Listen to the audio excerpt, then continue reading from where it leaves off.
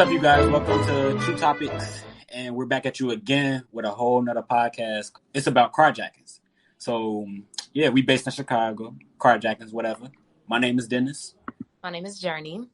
And we finna get straight to it. We are interviewing 2 CPD police officers. And they're gonna give us and you guys that's listening intel of what's the BTS, not the band, but BTS behind carjackings and what they projective is about it. Go ahead, Journey. You can go first. I feel like with the carjacking that's going on, I just find it very unnecessary. I really want to get down to the bottom of what's going on because it's happening. It's happening more often than usual because, of course, we got carjackings and we got normal, not normal, but, we got crime. Yeah.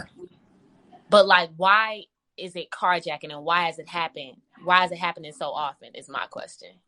That's me too. Cause it's coming from, it never happened to me, but I had friends who I was around and it was I was there and I experienced it. So I was looking dang. So right. From seeing it from an outside perspective, I was looking is nothing we could do, but all my question is where do these cars go? That's my only question. Exactly. Because I heard they be in Harvey, they be in Dalton, Top Shops. Yeah. Basically. So I'm okay, what's they trying to get some money off of this? Right. So recently, I don't remember. It was probably a couple of months back. I remember sharing it with you all. My dad, he was in a carjacking situation, and they took the car all the way to Matson. And I was just why Matson? Why these areas? It's really weird. It's really, really weird. And of course it shook me up a little bit because I wasn't there, of course. It was late at night and my mom was, he was about to go pick up my mom. So it just made me feel it made me really mad, really, really mad. But it also just made me question why is it happening to everybody? Because my mom's 2 co-workers earlier that day, they got carjacked as well. So I was just why is it happening? Especially in the Hyde Park area. So I was just yeah. Oh, and taking their cars. So how is it happening in the Hyde Park area, but the cars are being taken out to places like you said, Dalton and Matson and those places? Yeah. That's crazy because I've been thinking about that too. I'm how you say at Hyde Park, I'm gonna say it's mainly the areas where you seeing where it's real populated. Hyde Park is not well populated, but it's you go from that Walgreens was 55th all the way Kenwood probably you cool, but if you go past Kenwood, it's yeah, your car might get finesse. But back on trash though, Journey, you could ask the first question. Okay, so my first question would be, what are the consequences and repercussions of teenagers committing these crimes? We're just hold on. So make sure we take the time, Doc. Yeah. So this is not a cookie cutter topic, right? Yeah. So everybody's coming from different experiences, different realities. Yes, sir. The one reality when it comes to the consequences for the carjackings, that all depends on the judge. Depends on the victim. If the victim refuses to prosecute, guess what? Somebody might end up right back outside. There's nothing that law enforcement can do. There's nothing that the law can do, short of other circumstances that they discover unrelated to the car being stolen. So if property damage that they caused, if there was some other witness that witnessed them do something else other than the stealing of the car, nothing's going to happen with the stealing of that car because that victim is so fed up. No victim, no crime. If something and you say, I don't want to be bothered with it. I'm distraught. I'm over it. I just want to move on. Nothing's happening to that person. Nothing. Zero. What? Now, if you're the victim.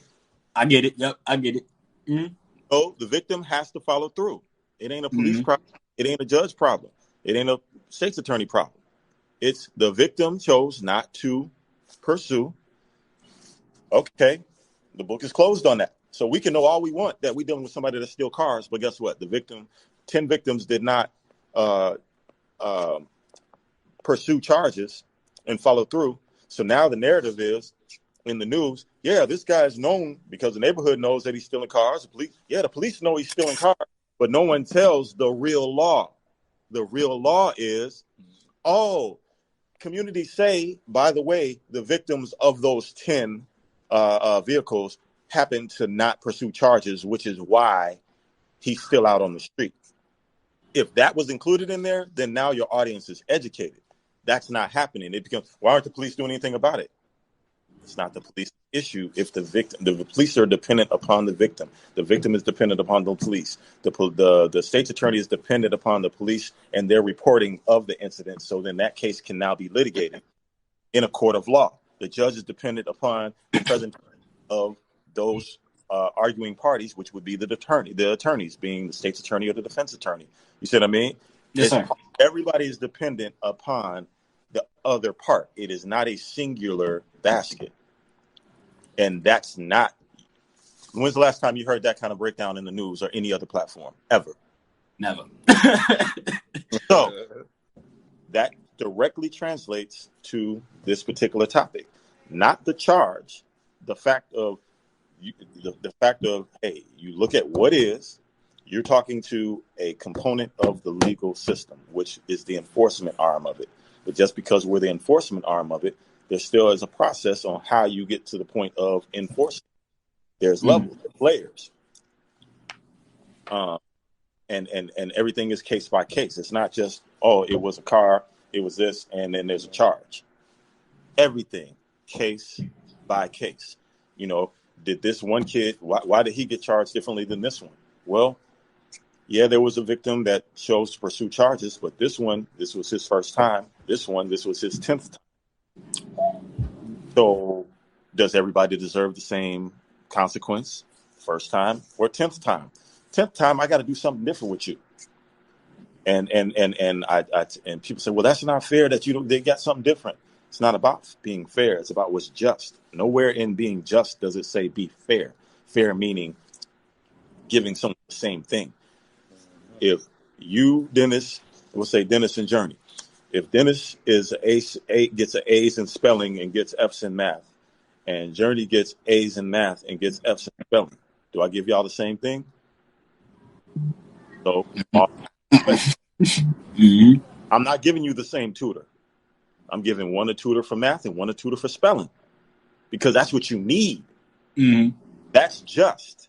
But the next person said, "Why'd you give him? That's not fair. You gave her something different than him." Yeah, because she getting an A+ in the other. Why I'm wasting my time with that? You know what I mean? Yes, sir. Simple concept.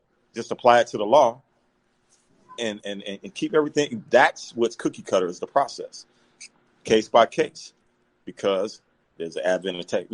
Years ago, it wasn't this advent of technology and all that. Things were more cookie cutter. People weren't influenced by so many different things. Now you don't know what the influence is. Did they learn this from somebody in South Dakota somebody overseas on the internet? There's too much access. You don't know where somebody got influence from. It's not just you got influence at school, you got influence on the street or on the block or heard it in the house or whatever. You got influences from the media, the news, whatever, right? All these different platforms where in order to effectively engage and get to the root of the problem, you have to you have to analyze things case by case. There are going to be certain things that are uniform. There's certain hit back there. There's certain things that are going to be uniform for addressing and engaging youth. But when it comes to specific instances, like the consequences and repercussions that we talk about, it has to be tailored toward that specific individual circumstance to adequately address them. And another prime example, you know what a expungement is, correct? Mm-hmm. So we're taking for those that don't, it's eliminating, wiping your record clean, petitioning to get your record wiped away. It doesn't exist anymore. That used to not be able to happen until you were 18. Now that is happening while you're still a juvenile. Sometimes automatically, sometimes you get to petition for that, right? Well, what if we're providing service for Or what if this kid gets arrested? Record already wiped clean. Now it seems like he's so person that really is their first arrest. Is it fair for them to get the same thing? That's a finesse move. That's what that is. But that's what we got. And knowing that, hey, that's just what it is. Hey, the powers that be, that's what they got going on. But that's so now you got people looking at, wait, I just saw this kid in here last week. They going, look, wait, he don't have no record. He got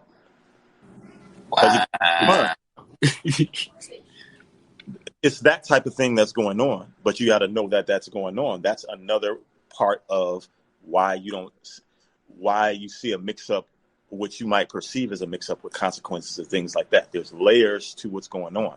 What that judge says is what it is, based on the components of the Juvenile Court Act, not the criminal code. That's where a lot of confusion comes in as well. So we just got to know, we got to be intentional with the words and know what that language is. Well, thank you, Chicago Police Department and Officer Watson and Howell, for your time and protecting this great city. Once again, the Windy City. So, yeah, thank you for giving us that advice too, and all the essentials we need for carjackings. So, thank you for tuning in to True Topics, and this was a good interview with the police officers. And anything else y'all want to say? Like, shout out anybody. Hey, shout out to y'all. How about that? Hey, thank you.